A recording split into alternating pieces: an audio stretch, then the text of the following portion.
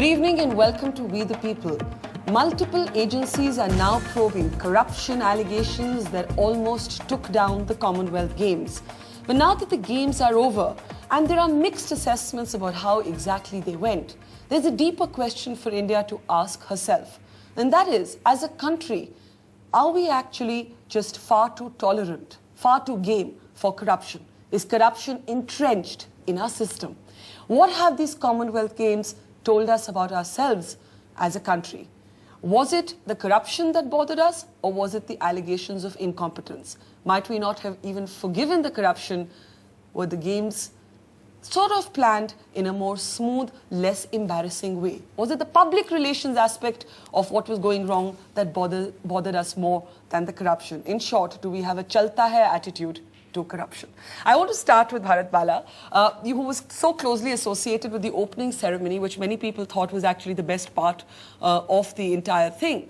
And yet, when the opening ceremony was happening, somebody quipped that perhaps the sports minister had it right, that we only know how to do things at the very last moment. That's one point. And the second point is that with all the sort of fun and games of the opening ceremony, does it make all the criticism leading up to the Games invalid and illegitimate?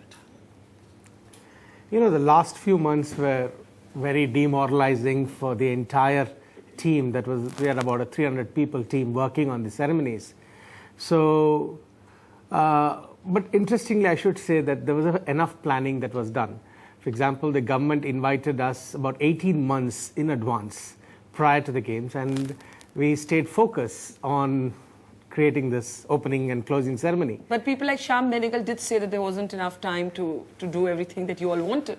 See, this was about the rehearsals, the final rehearsals. But I think strategically, if you look at the kind of technicals, the kind of the show that need to be developed, all that was in place.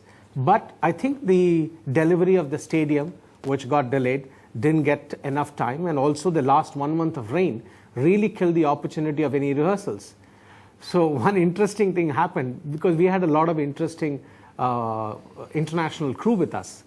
So everybody thought that it's almost going to not happen. And at the end of the opening ceremony, one of the lighting directors said to me, "God lives in India."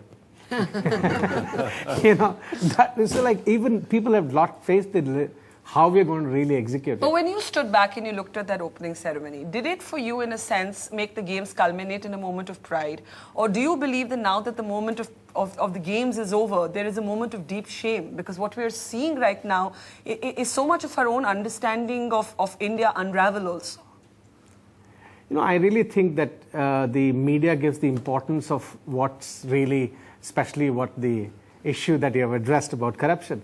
But I think the Games was a success. You should look at the performance of the sports personalities and the audience who came in. I was at Jawaharlal Nehru Stadium watching the track and field.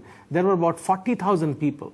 I think it was a success for them. It was a success for sports.